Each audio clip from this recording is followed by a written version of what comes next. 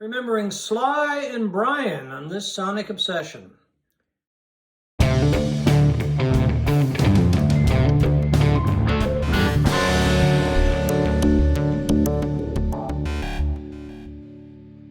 Hi folks, I'm John Whidden. Right over there beside me is Steve McLeod, and today we're going to talk for a few minutes about two major forces in popular music that just recently passed away, Sly Stone and Brian Wilson from the Beach Boys. Sly, of course, from Sly and the Family Stone.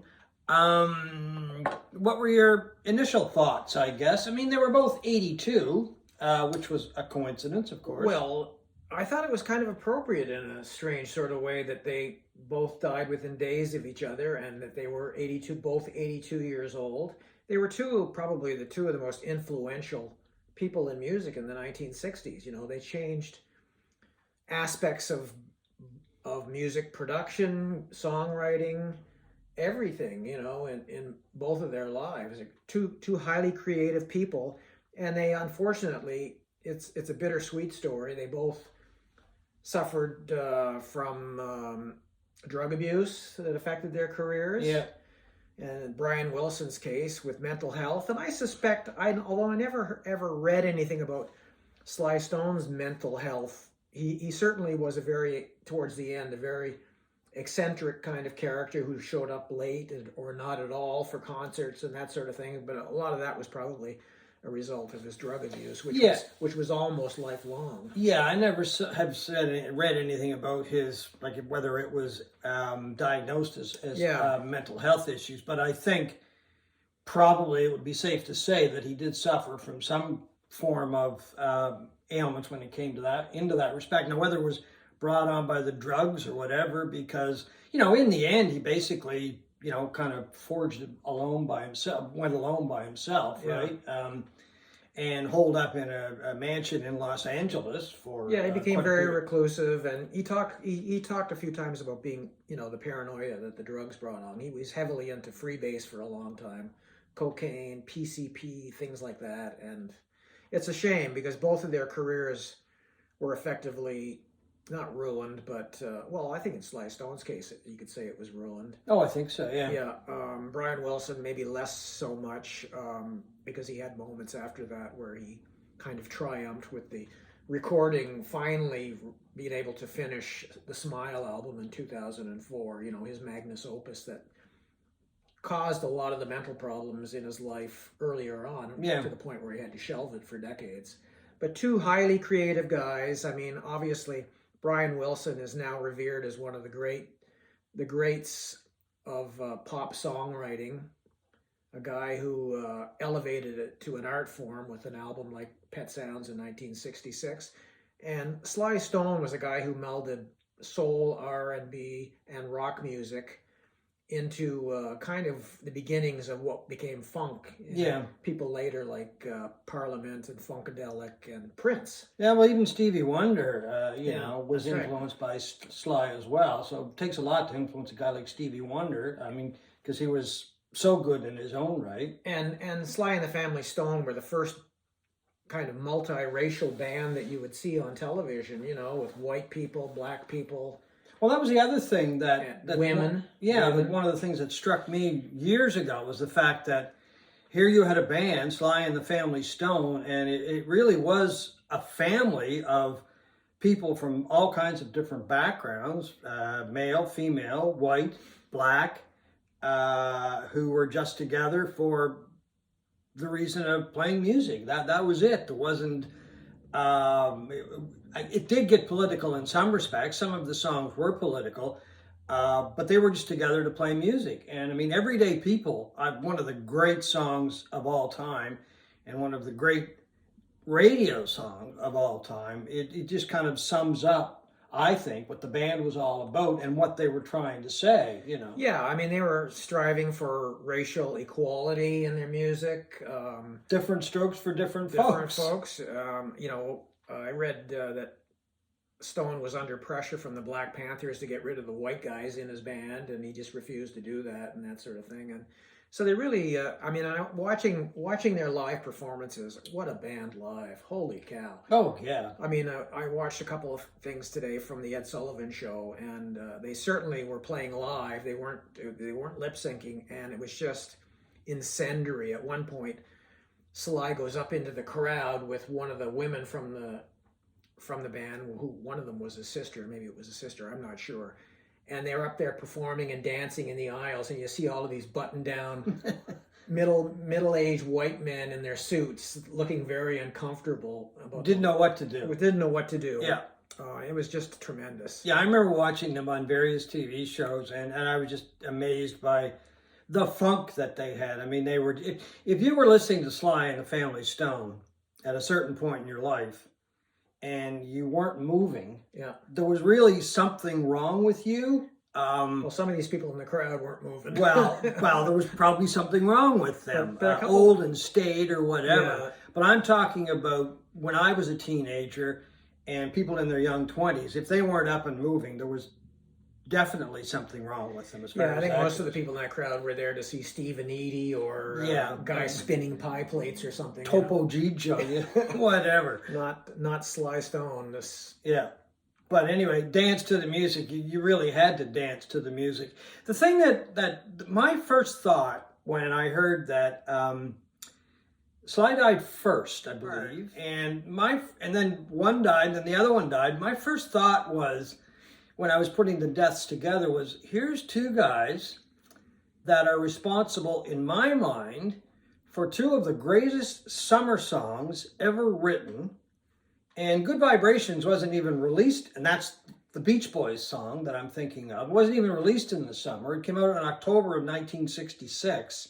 I associate it with the summertime because it's just light, bouncy, full of life. It's airy. Hot fun in the summertime? Is that what you're referring to? No, I'm talking about Good Vibrations. Oh, but you said both of them. Well, I'm getting there. Okay, just sorry. Give me a minute. Sorry. I'm wrapping this one up. So Good Vibrations, basically, it did come out in the fall, but I think of it as a summer song because every summer when I hear it, I just feel good. It's just a great song. It makes you feel good. Now, the Sly and the Family Stone song that I'm referring to is Hot Fun in the Summertime. Right. Brilliant song. Yeah. I mean, every time you heard that in the summertime, I would be outside doing something, swimming, biking, whatever the case may be, going to a dance. And both of these songs to me define summer. And I found it really ironic that they both died at about the same time. Yeah, well, there were a lot of comparisons in their stories, and how their careers panned out and how they're remembered now. I find it kind of bittersweet in the sense of I never hear either band on the radio anymore. When I'm listening to me either. No. Classic rock or oldies radio stations, the Beach Boys and Sly and the Family Stone are never played. You hear Good Vibrations once in a while, In My Room. God, I don't know when the last... I've heard that in movies and TV shows countless times over the years. God Only Knows is a song by the Beach Boys that I hear once in a while. Do you? I don't. Not so much on the radio, probably on TV. Like In My Room, another Beach Boys song I just mentioned, in TV shows, movies. But you're right, Sly, I never hear Sly. Now, a few years ago, Questlove put together a documentary, Summer of Soul, which was a film about a festival featuring a number of acts, and Sly and the Family Stone was one of the acts, and it showcased Sly, and it was just a fantastic documentary about a concert. I think it was in New York somewhere. Yeah, it was, and it won the Academy Award. That documentary, did it not? And basically, the concert itself it had just been forgotten by most people, I think, because it was, I think, around the same time as Woodstock. It was. It was sort of the answer to Woodstock. I didn't know it even happened until the promotion came out that this documentary that what Questlove had made was coming out. That was the first I'd ever heard of it. First I'd ever heard of it too. But anyway, you should check it out if you have not seen it. because it's got Sly and a number of other acts, and they're all at their peak. And then Questlove also did a documentary on Sly. Yeah. Well, I haven't seen it. Neither Have have I. you? No. Okay, I'm going to check it out, that's for sure. So he's, I guess, in a sense, paying homage to Sly and the influence that he had. influence that he had. Like, would Prince have been a thing if Sly Stone hadn't been there first? I don't know. I mean, Prince is pretty good, music, just one of those guys that music exuded out of his pores. So I suspect he would have, but would he have been in that same level of funkiness that, well, James Brown was there. And I guess they all sort of take from each other, but his music was very influential, Sly Stone, that combination again of soul, R&B, and rock. Yeah, and it was his appearance too. It was his funkiness, I guess, the way he dressed, the way he acted, the knitted the caps, big afro, the knitted caps. Yeah, the knitted caps, and his attitude. He was very funky as far as that goes. I didn't realize that he had been a DJ in the San Francisco area. Yeah, he worked at a couple stations. I saw a video today of him reading the weather, and it was incredible. He had funk in the weather forecast. Just his delivery and that deep voice he had and everything. Just tremendous. Well, apparently he used to play. He would break format and play the Beatles, and Dylan on a black music radio station in the Bay Area. The Bay Area, and I think what did he one say? was in Oakland, I believe. He said, "I don't think there should be black radio. It's just radio." Oh, that's right. Yes, I did something like that. Yeah. So anyway, back to Wilson just for a second. A few years ago, actually, it was in 1982. I had a great afternoon with Bruce Johnson of the Beach Boys. Bruce, of course, the new Beach Boy, joined in 65, I think it was. And as far as I know, is still playing with whatever incarnation of the Beach Boys is out there. And anyway, I spent an afternoon with him. I was working in radio and did an interview with him. And just a really, really nice guy. So I thought we'd just share a couple of his thoughts about Brian Wilson, because of course he worked very closely with Brian Wilson. Wilson somehow stumbled on the Disneyland formula. The stuff is ageless, and we can see it in the audiences. It's because the music is like the Disney movies, forever young. We're not, but the music is. And then he talked about Brian and the music. He said that he was such a brilliant man and so fragile that I think between the drugs, the times, and the competition, I don't think he could deal with this greatness that he had. I think he felt that he didn't deserve all the acclaim because he didn't really normalize the other parts of his life with girls and cars and whatever. The only way he could normalize it, and it is just my own theory, but he could only normalize it with his songs. So pretty good insight into Brian Wilson, but he would have obviously a first row seat when it came to knowing and working with Brian. Well, I mean, he just changed the way songs were written. He changed the way songs were recorded in the studio. I mean, when Pet Sounds came out, he used entirely session musicians, the Wrecking Crew, Carol Kay, people like that, Hal Blaine on drums. Glenn Campbell, I believe, was playing with, well, he did play with the Beach Boys at one point live, but I think he was on Pet Sounds playing guitar. Yeah, he was. Yeah. And, just these endless overdubs, these incredible vocal arrangements and song arrangements that really, well, George Martin said later that there would never have been a Sgt. Pepper if it wasn't for Pet Sounds. Well, Bruce Johnson mentioned that. I listened to part of the interview this morning, and he mentioned the fact that his contribution on Pet Sounds was a few hours because so much of it was done later on in the studio, right? And it was adding this and, layer upon layer of sound and that kind of thing. And I mean, I got to admit, I'm not a huge Beach Boys fan, but I do appreciate his talent. I mean, he was immensely talented. And when I hear a song, especially like Good Vibrations, and Pet Sounds, of course, I really have to shake my head and go, the guy was amazing. Yeah, he really was. Songwriting and production was. And yet Pet Sounds had one of the worst album covers of all time. We don't have any of these albums out here. I don't know what we were thinking. Oh, okay. Well, I've got, I don't have Pet Sounds. I do have, that's a Greatest Hits album, autographed by Bruce, that came out a few years ago. 10 Years of Harmony is the name of it. And I've got my favorite Beach Boys album, which Bruce Johnson didn't play on, but it's Holland. I love this album. And I think the reason I like it is because it really doesn't have any of the surf music. I was never a big fan of the surf music and California Girls and stuff like that. Well, they were great radio hits. And they were great radio hits and great summertime songs. It sort of had bits that, you know, were sort of hinting at what Brian Wilson would become. I mean, the music on Pet Sounds and then from the Smile sessions were literally mind-blowing, and it blew his mind. I mean, he couldn't handle the Smile sessions after working on it for months and months and months, to the point where it was shelved for 40 years until 2004. He and Van Dyke Parks, the lyricist from that period, got together and they finished the album finally, and it's incredible. I was watching that concert. Have you seen the concert from 2004? I think I have, yes. He's got an orchestra, string section, horns, dozens of singers, and of course he's playing keyboards and other people are doing.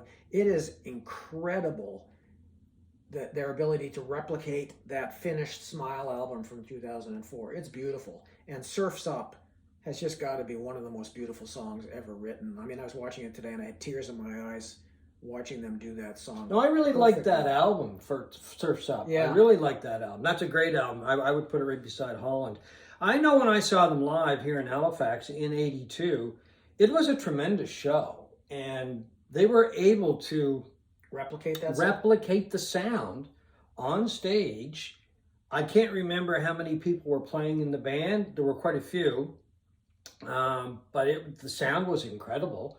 And back in those days, the Metro Center, now the Scotiabank Center, it didn't have great sound, but that night I remember it being really good, and they were able to, as I said, replicate the sound of the album. So they did a really good job there. Yeah, I missed that one. Okay. So anyway, maybe better show my favorite Sly and the Family Stone album too, which is Stand. I like all of the material, I really do, but this is the album that that really stands out because it's got... this is a good best of Sly. It's got Stand on it, of course. It's got Everyday People, which I love. You Can Make It If You Try. I Want to Take You Higher. A lot of people really liked Sly and always paid homage to him when they were performing. I saw Jeff Beck and Eric Clapton a few years ago. They ended the show with I Want to Take You Higher. Mm-hmm. Did a blistering version of it. So he was one of these guys that, well respected in the music business, that's for sure. This is an interesting album. Brian Wilson's first solo album that came out in 1988. It's not bad. It has songs like Love and Mercy on it, which became a title of a biopic about the Beach Boys. Oh, I saw that, yeah. But what's interesting about this is when he was under the care of Dr. Eugene Landy, a psychotherapist who worked with Brian Wilson for years. And you look at the credits for this album, Landy and his girlfriend, I think it was Alexandra Morgan, get co-writing credits on most of this stuff. And the whole thing, the executive, and it has an executive producer, which is Eugene Landy. Okay. And anyway, he was a notorious character who did a lot of good in some ways for Wilson. He got him physically fit again and stuff like that. I mean, he looks great on this album cover and stuff in 1988. But eventually, Landy lost his license to be a psychoanalyst or whatever, or psychotherapist or whatever, in California for some questionable practices. Yeah, I wonder what. Yeah, okay. And Wilson's family brought a court order against him to stay away from Wilson. And anyway, interesting point in Wilson's life, I guess. Yeah. Anyway, I want to mention something here. We asked a friend of ours to join us today, but he couldn't make it. Billy Donnelly. Billy is a big Beach Boys fan. I think he said how long it would take 2 books or something to talk about. He said it would take 2 weeks to 2 weeks to talk about it. Talk about Brian Wilson. We don't have 2 weeks. No. But anyway, Bill said that he played the Beach Boys for his granddaughter a few years ago. 2 or 3 years old. Yeah, at the time. Yeah. And she described the Beach Boys music, and I really like this because I totally agree with her. There's some amazing insight from a 2 or 3 year old. She called it warm. I think that is just amazing and just a really good way to sum up the stuff that Brian Wilson wrote. And I think Brian Wilson would probably be pleased with that himself. Oh, I because, think so. Because, you know, he talked throughout his life about wanting to make happy music. You know, he had a very unhappy childhood. His father was notoriously abusive to the children. He was a real tyrant from everything I've read. And he managed them earlier in their careers, and a lot of his problems he blames on his father and the way he was treated. So I think he would enjoy Billy's granddaughter saying that their songs. Oh, I think he'd be over the moon with that one. Now, I've got my own one word to sum up Sly Stone, and the family Stone, of course, but mainly Sly, and that's funky. I can't think of anything else other. It's not warm. It's just funky, and it is some of the best. Sweaty. But I said one word. Okay. And it's just funky, and nobody, I think, did it better than Sly Stone. Yep. So anyway, folks, that is our look at Brian Wilson and our thoughts about Brian Wilson, rather, and Sly Stone. Two guys that are miles apart, I think, in music, but in many respects very close together in how they created music and their lifestyles and that kind of thing, and both recently passed away. So thank you for watching this Sonic Obsession.